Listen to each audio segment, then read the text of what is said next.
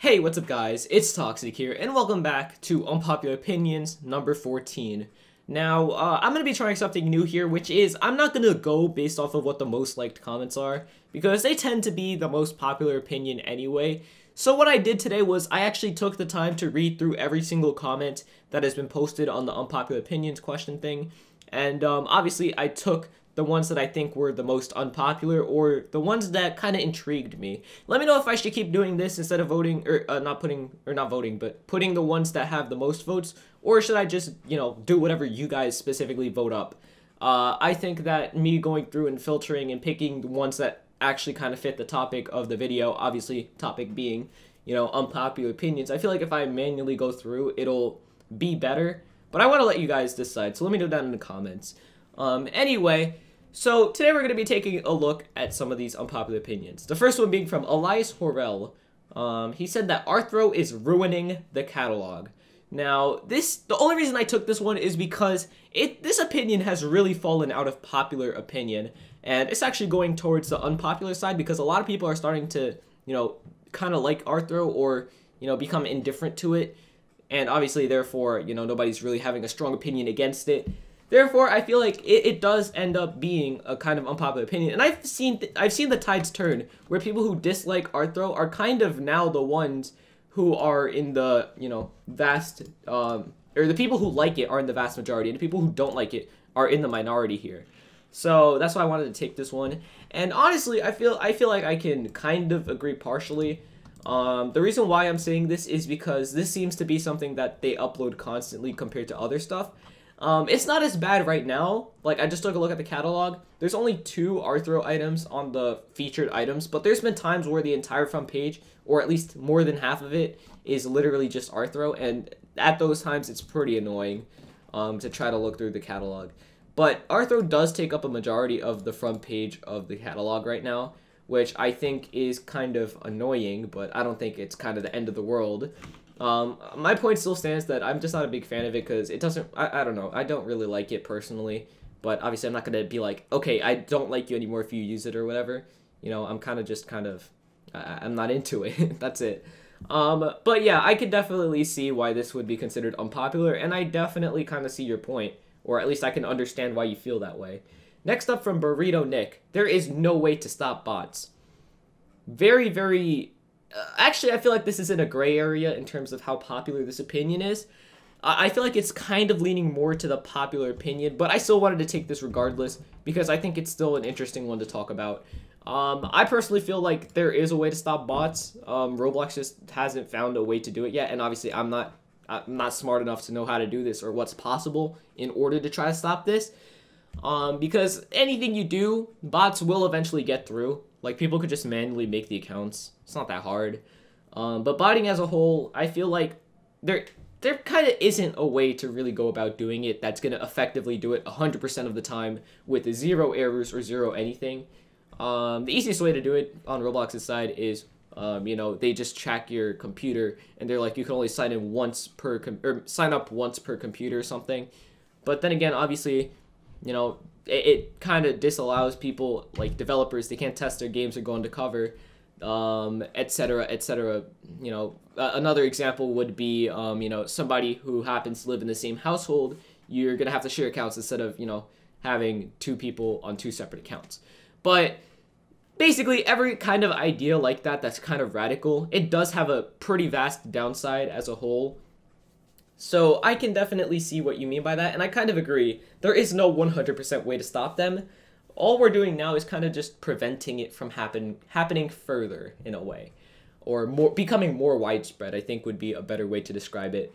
Next up from Blizel, though. Meepcity is a great game, and Alex Neutron is a great developer. He even tried to stop the online data problem by removing party names, polls in parties, and whiteboards in parties. Alright, so I don't know about that last sentence, about the whole oh dear problem being stopped by removing names and parties and whatever. I'm not too sure if any of this is true information. I don't play Meepcity.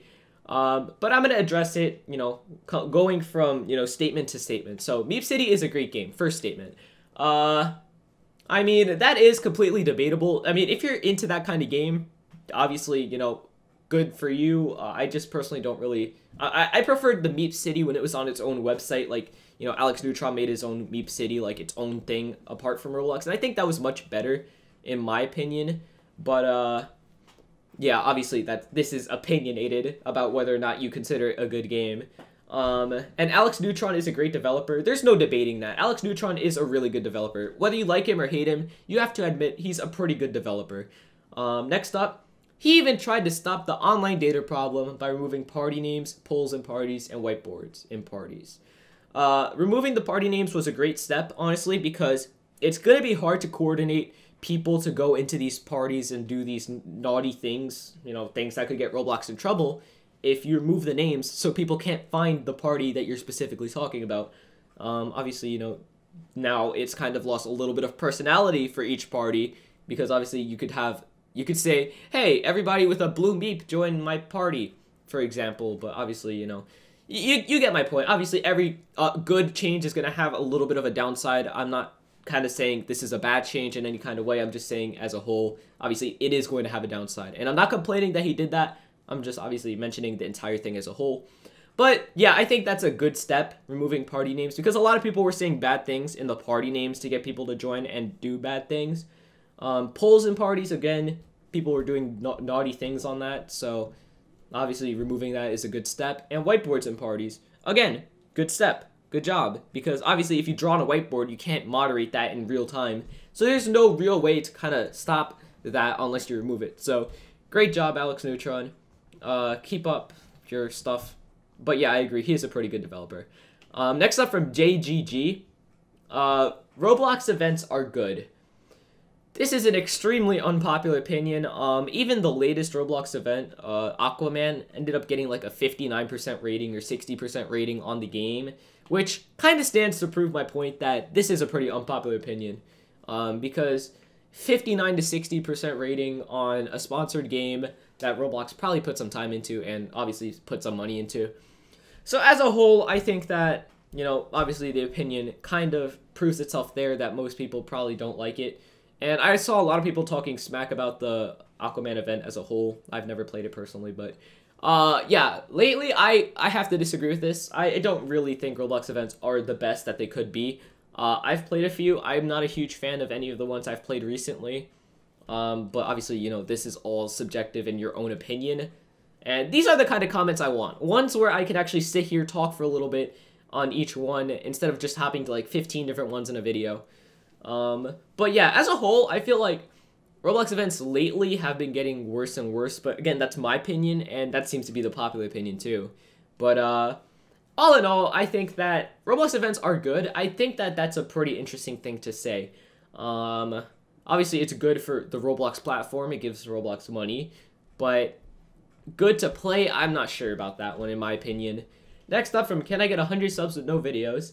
Roblox faces are getting weirder. Not really an unpopular one, not really a popular one, at least from what I know. I haven't seen anyone even take either side on this statement, because nobody's really saying that in the first place. But this is an interesting one.